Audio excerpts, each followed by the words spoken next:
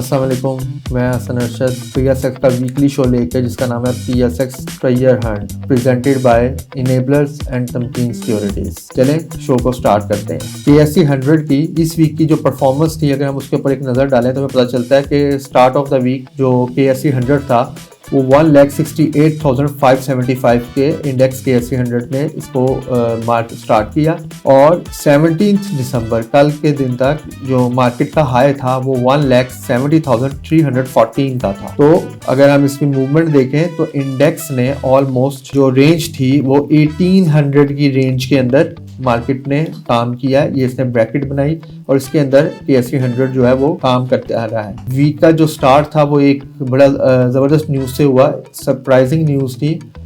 SBP ने जो discount rate का कट दिखाया और उसके अंदर कट किया 0.50 बेसिस का। 0.50 बेसिस के कट की वजह से मार्केट के अंदर एक बाइंग मोमेंटम देखा गया, क्योंकि मार्केट के तमाम पार्टिसिपेंट ये कट एक्सपेक्ट नहीं कर रहे थे कि ये डिस्काउंट रेट का कट जो है स्टेट बैंक अनाउंस करेगा, लेकिन उन्होंने अनाउंस किया और उसकी वजह से एक बुलिश एक्टिविटी ट्रिगर हुई। मार्केट के डिफरेंट प्लेयर्स ने की क्या एक्टिविटी रही इस वीक के अंदर, तो हमें नज़र आता है कि फॉरेनर्स जो हैं वो अभी भी सेलिंग साइड के ऊपर हैं और वो सेल कर रहे हैं स्टॉक्स को, जबकि इंडिविजुअल्स जो हैं उनकी एक्टिविटी मिक्स रही। उन्होंने first day of the week में बाय किया, उसके बाद 17 कल तक उनकी एक अच्छी बाइंग एक्टिविटी थी। कंपनीज जो हैं वो नेट बड़े बायर रहे, उन्होंने बाइंग एक्टिविटी अपनी कंटिन्यू रखी और उनमें $22.44 मिलियन की उनकी बाइंग देखी गई है। बैंक्स में भी बाइंग एक्टिविटी देखी गई, बैंक्स भी अपनी पोजिशनिंग ले रहे हैं आने वाले फाइनल रिजल्ट्स के लिए और उनके अंदर भी एक अच्छी एक्टिविटी देखी गई। जो उसके अलावा म्यूचुअल फंड्स थे वो उनके अंदर 17 दिसंबर को बड़ी हैवी सेलिंग देखी गई और 16 को बाइंग थी, लेकिन 17 को एक अच्छी सेलिंग थी। ओवरऑल जो वीक देखेंगे तो ये क्लोज करेंगे sellers, as a sellers close करेंगे। उसकी बड़ी वजह फंड्स की रिडेम्पशन है जो दिसंबर के मंथ में नॉर्मली आती है। अदर्स की भी एक्टिविटी में मिक्स एक्टिविटी रही, बाय और सेल दोनों रहा और ये नेट बायर अपनी वीक को एंड करेंगे। ब्रोकर्स की एक्टिविटी भी जो है वो सेलिंग साइड पे रही और इन्होंने भी सेलिंग की है। इंश्योरेंस जो है वो थोड़ा सा मार्केट से साइडवेज रहे और उनकी इतनी कुछ सिग्निफिकेंट एक्टिविटी नहीं थी पूरी वीक में। फॉरेन इन्वेस्टर्स जो हैं उन्होंने लास्ट 4 to 5 डेज के अंदर तकरीबन $13.92 मिलियन का नेट सेलिंग की है। और अगर हम लोकल इंडिविजुअल्स की बात करें तो उन्होंने तकरीबन $12.1 मिलियन के नेट बायर रहे हैं इस वीक के अंदर। कंपनीज जो हैं वो स्ट्रॉन्ग, उन्होंने 22 बायर रहे, उन्होंने $22.44 मिलियन की बाइंग की है। म्यूचुअल फंड नेट सेलर्स थे और बैंक्स जो थे नेट बाइंग की है। तो 12 दिसंबर को अच्छी बाइंग थी और उनकी 8.83 मिलियन की बाइंग थी। अगर हम इसको अब सेक्टर वाइज देखें कि सेक्टर वाइज क्या परफॉर्मेंस रही है, जो प्लेयर्स थे उन्होंने किस सेक्टर में ज़्यादा बाइंग की और उनका किस जगह पे इंटरेस्ट ज़्यादा रहा, तो हमें नज़र आता है कि सीमेंट सेक्टर में जो एक्टिविटी थी वो आप कह सकते हैं कि ना बायर्स एक्टिविटी ना सेलर्स थी। सीमेंट सेक्टर डल रहा है इस वीक के अंदर। अगर हम उसके अलावा फर्टिलाइज़र की बात करें तो फर्टिलाइजर्स में जो है वो एक्टिविटी देखी गई और तकरीबन 16 और 17 दिसंबर को नेट बायर थे, उससे पहले सेलर्स थे। फूड सेक्टर हमेशा से ही जो है वो अंडर परफॉर्मर रहा है, इसके अंदर ज़्यादा एक्टिविटी नहीं देखी जाती, तो वो ट्रेंड यहाँ में इस वीक में भी कंटिन्यू होता हुआ नजर आया। ENP के सेक्टर के अंदर भी लास्ट 3 डेज में अच्छी बाइंग शो हुई है। OMC के अंदर ना नेट बायर ना नेट सेलर्स इस वक्त जो है वो इसके अंदर ज़्यादा इंपॉर्टेंस नहीं दी गई इस वीक में सेक्टर को। पावर के अंदर एक बहुत हैवी बाइंग ऑब्जर्व की गई है। 11 दिसंबर को $13 मिलियन की बाइंग थी और पावर सेक्टर के अंदर जो मेजर आप देख सकते हैं उनकी शेयर्स में भी इस वीक में बहुत अच्छा मोमेंटम रहा, जिसमें आपने देखा कि Nishad power limited, Nishad Chunian power, इनके शेयर्स में बहुत अच्छा इस वीक में सर्च देखा गया और वो 11 दिसंबर में बाइंग एक्टिविटी से भी वो इंडिकेट कर रहा है और वो एविडेंट था कि उसके अंदर एक सर्च आना था। बैंक्स की जो के अंदर भी अब आपको बताया कि बैंक्स के ईयर एंड हैं, दिसंबर जनवरी फरवरी में इनके रिजल्ट्स आएंगे, डिविडेंड की एक्सपेक्टेशन है, उसकी वजह से बैंक्स के अंदर आप देख सकते हैं कि बैंक्स के अंदर भी एक अच्छी एक्टिविटी जनरेट हो रही है और बायर्स के अंदर लोग पोजीशन बना रहे हैं। टेक सेक्टर नेगेटिव रहा, कोई इतनी सिग्निफिकेंट न्यूज नहीं थी। टेक सेक्टर में एक्टिविटी भी बहुत ज़्यादा डल थी। टेक्सटाइल भी डल एक्टिविटी में कंसिडर किया जा सकता है, और अदर सेक्टर में भी आप देख सकते हैं। बाकी जो ऑटोमोबाइल है और इंश्योरेंस वगैरह है, उनमें लास्ट 3 डेज में एक एक्टिविटी देखी गई है। अभी हम आगे अगर इसको लेके चलें तो अगर हम की इकॉनमी की न्यूज़ के बारे में यहाँ बात करें तो हमें लग रहा है कि जैसे पाकिस्तान और उज़्बेकिस्तान के साथ एक PTA का एक्सटेंडेड एग्रीमेंट हुआ है। गवर्नमेंट जो है वो हाई स्पेक्ट्रम प्राइसिंग मतलब 5G की तरफ जा रही है, उसके लिए बातचीत जारी है, जिसको मोस्ट प्रोबेबली PTC जिसके अंदर हाईलाइट होके आता है। गवर्नमेंट ने बोरो किए 100 बिलियन डेट दिस वीक में, और उसके साथ RDA का ट्रैक्स देखा जाए, RDA ने $181 मिलियन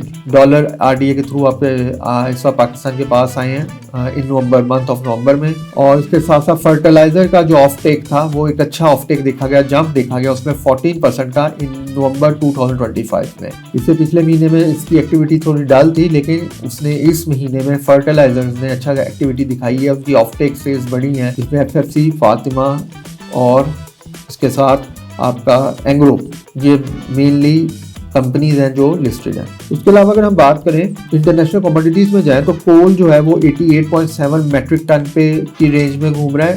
कोल का रेट स्टेबल है, और ये आपको कोल का रेट का स्टेबल होना सीमेंट सेक्टर के लिए एक अच्छा इंडिकेशन है। अरब लाइट ऑयल $60 बैरल पे आ गया। उसके साथ क्रूड ने भी अपनी लास्ट वीक में जो $60 पे ट्रेड करा था उसने उसको ब्रेक किया है और $55 तक आ चुका है। ब्रेंट ने भी उसी ट्रेंड को फॉलो किया और वो भी अपनी बेरिश ट्रेंड में कंटिन्यू है और $59 तक ये भी आ चुका है। इंटरबैंक रेट ऑलमोस्ट सेम रहा 280.30, कोई बड़ी एक्टिविटी नहीं देखी गई, इसके अंदर कोई मूवमेंट भी नहीं है ज्यादा, जो पाकिस्तान की इकॉनमी के लिए बहुत अच्छा है, क्योंकि आपकी इम्पोर्ट बिल जो है वो एक जगह पे स्टेगनेंट है और आपको इम्पोर्ट करने में कोई ज्यादा मसला नहीं होगा, LCs आराम से ओपन हो जाएंगी और आपकी फ्यूचर की प्लानिंग भी आप इजीली कर सकते हैं अगर आपका जो डॉलर रेट है वो एक जगह पे स्टैग्नेंट रहता है। इसके बाद अगर हम देखा जाए तो पाकिस्तान का कंज्यूमर जो कॉन्फिडेंस था वो फॉल हुआ 40 पॉइंट से in month of December. Overlapping mandates जो आया, delay shift to cleaner tech world. उसके साथ साथ अगर आप देखा जाए तो KP के गवर्नमेंट भी कुछ काम कर रही है गैस ट्रांसपोर्ट कंपनीज के साथ मिलकर गैस, ताकि वो गैस के अंदर एक्सप्लोरेशन के लिए KP गवर्नमेंट इस वक्त जो है वो काम कर रही है, ताकि पाकिस्तान में जो गैस है उसकी ड्रिलिंग को बढ़ाया जाए। पाकिस्तान कतर जो है वो उसके साथ पेट्रोलियम टाइज अपने स्ट्रॉन्ग कर रहे हैं।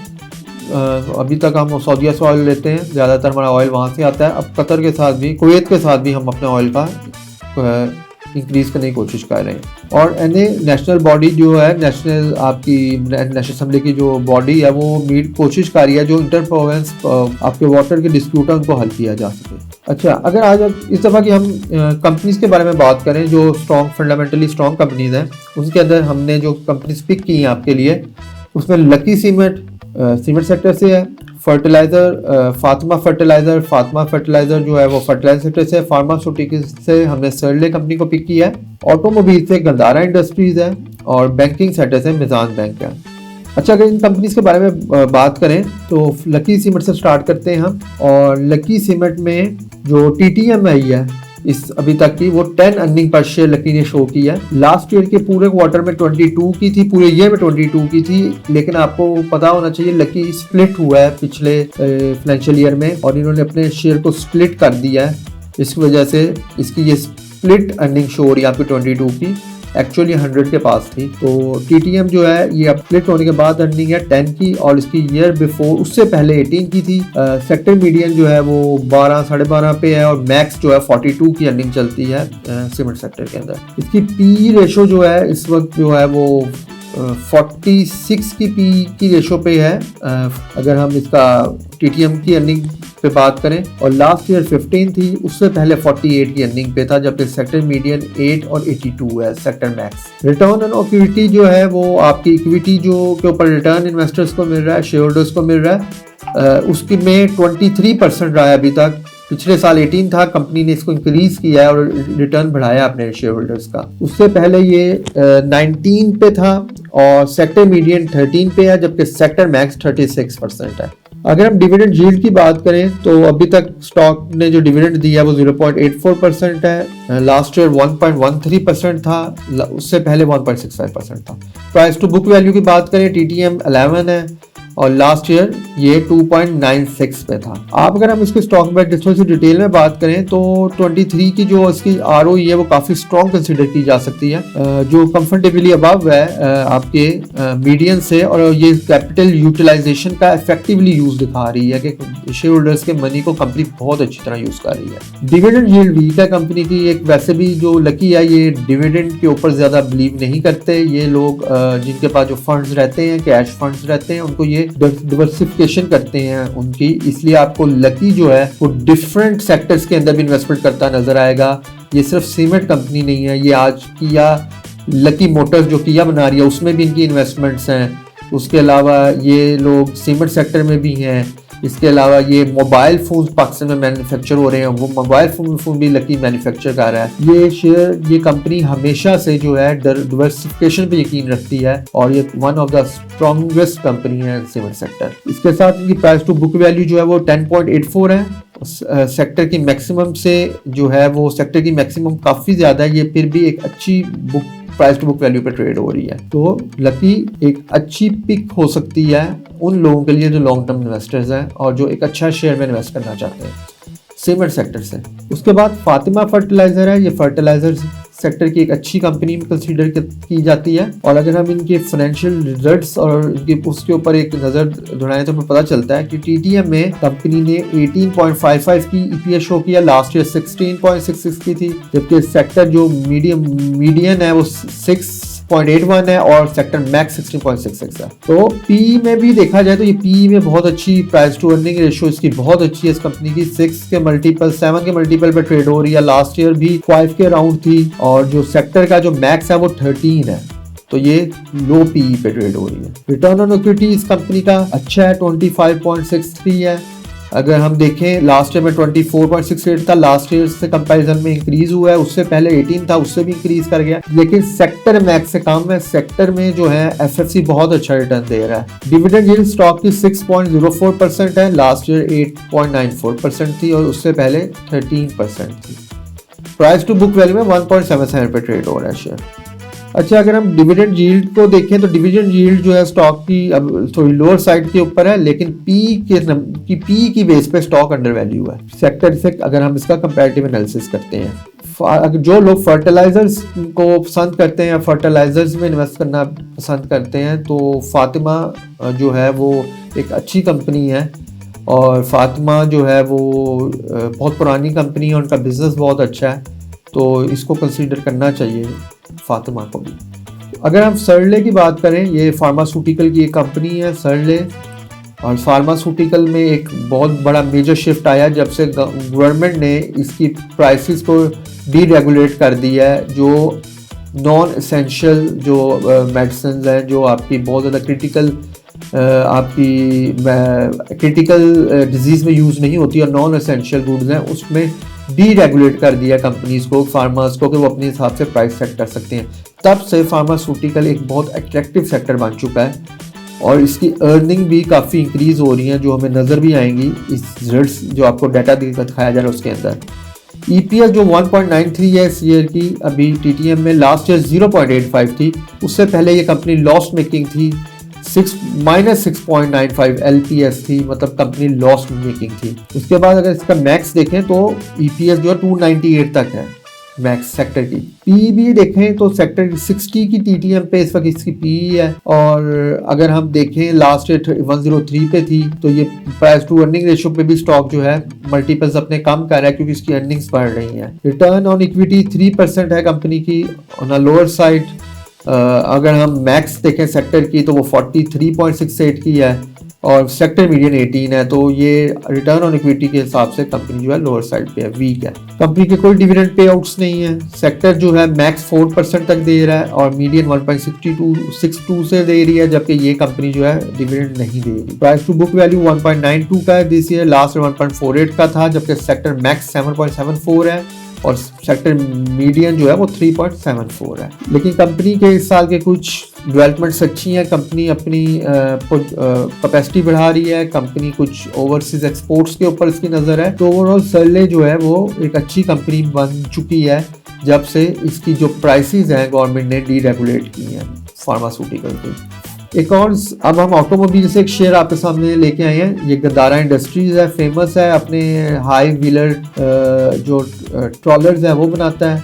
और ये आप ख़ास तौर पे ये जिसके जो शेयर है, इसका जो प्रोडक्ट है बेसिकली ये यूज़ होता है अगर आपने पाकिस्तान में ट्रांसमिशन करनी है इस मटेरियल की, हैवी मटेरियल की, तो उसके अंदर यूज़ होता है। ट्रक्स बनाते हैं बेसिकली, बसेस और ट्रक्स बनाते हैं। और अब रिसेंटली इन्होंने गाड़ियाँ भी बनानी शुरू की हैं, जिसके अंदर इनका डीसूजू मैक्स एक ब्रांड है जो अभी आपने देखा होगा, जिसकी गाड़ी इन्होंने लॉन्च की है। कंपनी ने काफ़ी अच्छी परफॉर्मेंस दिखाई है पिछले 2 सालों के अंदर। और अगर टीटीएम देखें इसकी 129 है, लास्ट ईयर 107 थी अर्निंग इसकी, और उससे पहले 18 की अर्निंग, 18 से 129 का सफर इस कंपनी ने तय कर चुकी है। सेक्टर मैक्स 313 है जो मोस्ट प्रोबेबली इंडस मोटर का है। पी के तौर पर भी सेक्टर बहुत अच्छे पी पे ट्रेड हो रहा है, अंडर वैल्यू है। ये शेयर 6 के मल्टीपल पे ट्रेड हो रहा है। उससे पहले 6.05 और उससे पहले 14.91 के मल्टीपल पे ट्रेड होता था। सेक्टर मैक्स 38.42 है और ये एक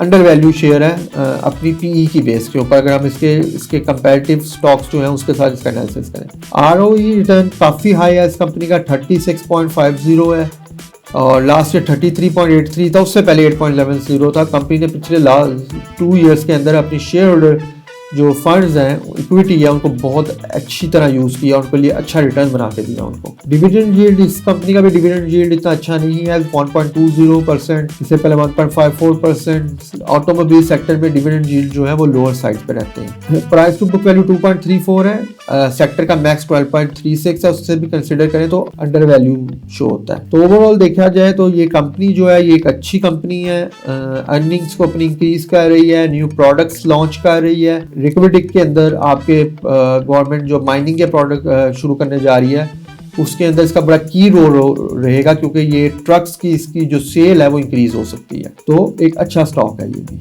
इसके बाद हमारे पास जो सेक्टर आता है वो बेसिकली मीज़ान बैंक है, टॉप स्टॉक है अपने सेक्टर का। इस्लामिक बैंक है और इसने भी अपनी अर्निंग्स को बहुत अच्छी तरह मैनेज की और बहुत इंक्रीज की इन्होंने अर्निंग्स पिछले कुछ सालों में। टीटीएम में इसकी 51 के राउंड है, लास्ट ईयर 56 थी, उससे पहले 47 थी। सेक्टर मैक्स 75 पे है, तो ये एक अच्छी अर्निंग के ऊपर इस वक्त ट्रेड कर रहा है, अर्निंग इसकी अच्छी है। अगर प्राइस टू अर्निंग रेशो देखें तो सेक्टर का हाई जो है 46 है और ये अपने 8 के मल्टीपल पर ट्रेड हो रहा है। इससे पहले ये सेक्टर मीडियम 3 है और ये इस वक्त 8 पे हो रहा है ट्रेड, तो हमें लगता है कि थोड़ा सा एक्सपेंसिव साइड के ऊपर है।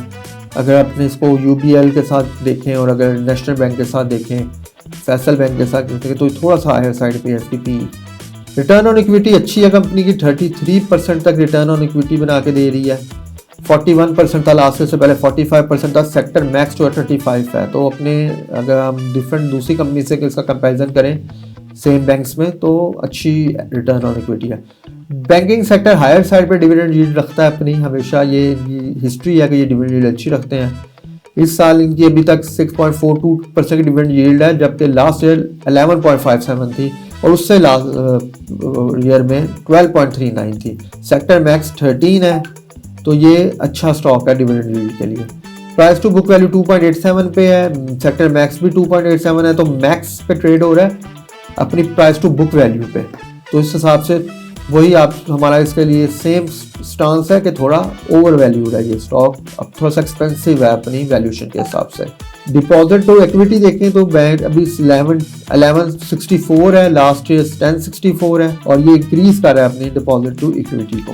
और अगर हम ओवरऑल कंपनी की परफॉर्मेंस देखें तो ये स्टॉक जो है ये बैंकिंग सेक्टर का एक अच्छा सॉलिड स्टॉक है, लेकिन अगर आप इसको दूसरे बैंक के साथ थोड़ा कंपैरिजन करेंगे तो आपको लगेगा कि ये थोड़ा सा ओवर वैल्यूड है, इसकी थोड़ी सी प्राइस ज़्यादा है अगर हम डिफरेंट रेशोज का कंपैरिजन करें।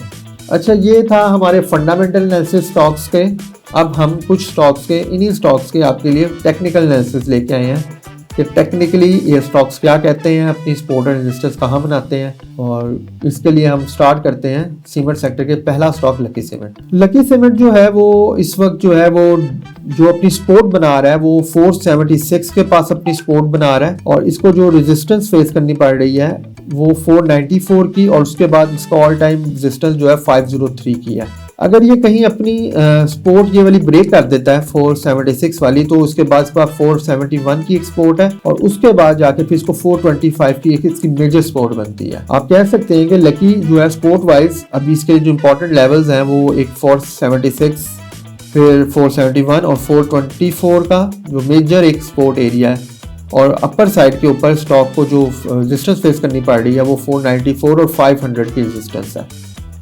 तो ये स्टॉक्स जो है इस हिसाब से आप अपनी स्टॉक के अंदर नज़र रख सकते हैं और अपनी डिसीजन मेकिंग कर सकते हैं। अगर आप फातिमा फर्टिलाइजर्स पे आए तो फातिमा जो है ये भी डिफरेंट सपोर्ट्स को टेस्ट कर रहा है। अभी इसने हाईएस्ट 155 को हिट किया है और इसके बाद डाउनवर्ड ट्रेंड स्टार्ट हुआ। इसने उसके बाद अपनी पहली सपोर्ट ब्रेक की है 149 की और उसके बाद 145 की इसकी एक अच्छी सपोर्ट है, उसको रीटेस्ट कर रहा है। अगर यहाँ से स्टॉक ये सपोर्ट इसकी एक अच्छी सपोर्ट में कंसिडर होगी क्योंकि काफ़ी यहाँ कैंडल्स बनी हुई हैं इसकी, और अगर इसको ब्रेक करता है तो उसके बाद 140, फिर 136 की एक इसकी मेजर सपोर्ट है और फिर 132 की, और जबकि इस स्टॉक को जो रेजिस्टेंस फेस करनी पड़ेगी वो वही 155 की रेजिस्टेंस रहेगी, मेनली 149 की और फिर 155। तो अपनी जो भी आपने डिसीजन लेना है, जो भी डिसीजन मेकिंग करनी है, इन लेवल्स को नजर रख के कीजिएगा। सर्ले कंपनी है, इसकी ये भी बड़ी ज़बरदस्त कंपनी है और टेक्निकली मूव कर रही है। इसने रिसेंटली 119.73 का टॉप बनाया है और उसके बाद से इसके अंदर सेलिंग प्रेशर ऑब्जर्व किया गया। सेलिंग प्रेशर ऑब्जर्व करती करती इस कंपनी ने अपनी 100 की जो इसकी बहुत अच्छी सपोर्ट थी उसको रीटेस्ट किया और वहां से दोबारा एक रीबाउंस देखा गया इसके अंदर, और बाउंस बैक जो इसने फेस किया है 1110 को अभी से 106 को ब्रेक किया और 1110 को ब्रेक करता हुआ स्टॉक 112 पे ट्रेड कर रहा है। अगर स्टॉक इसके ऊपर कुछ टाइम गुजार लेता है तो इसके बाद जो रेजिस्टेंस फेस करनी पड़ेगी वो 120 की फेस करनी पड़ेगी, तो जबकि इसकी लोअर साइड पे 110 की ही सपोर्ट रहेगी स्टॉक को और 105 की सपोर्ट रहेगी। तो हम देख सकते हैं वॉल्यूम्स कुछ बेहतर होते हुए नजर आ रहे हैं इसके अंदर, लेकिन आपको इन लेवल्स को वो अपनी ऑब्जर्वेशन में रखना है जब भी कोई इसके अंदर अपनी डिसीजन मेकिंग करनी है।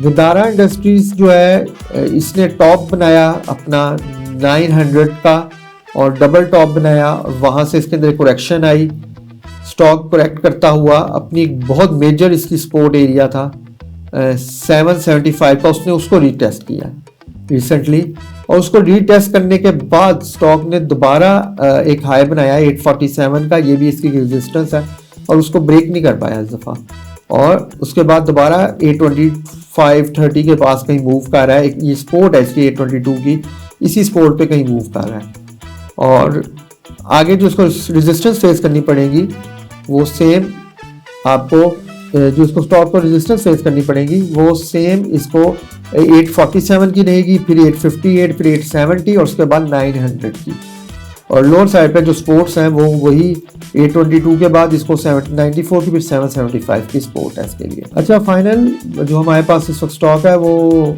मिज़ान बैंक है। अगर मिज़ान बैंक को देखें तो मिज़ान बैंक ने टॉप बनाया अक्टूबर में 490 के राउंड और वहाँ से इसके अंदर करेक्शन स्टार्ट हुई और ये एक बहुत सॉलिड सपोर्ट पे आके रुका।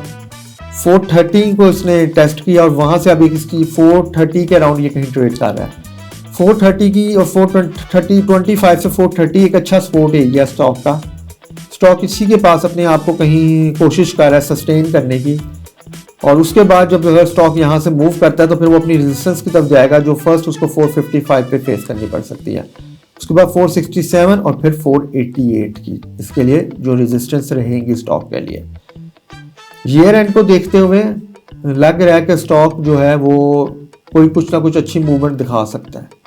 ये था हमारा वीकली शो जिसमें हमने पूरा आपको पीएसएस की जो वीकली परफॉर्मेंस थी उसके बारे में बताया, गाइड किया, कुछ स्टॉक्स के बारे में गाइड किया, उनकी परफॉर्मेंस के बारे में, फंडामेंटली और टेक्निकल परफॉर्मेंस के बारे में बताया। अपने कमेंट्स दिएगा ताकि हम उसके मुताबिक अपने शो को और बेहतर कर सकें। शुक्रिया, अल्लाह हाफिज़।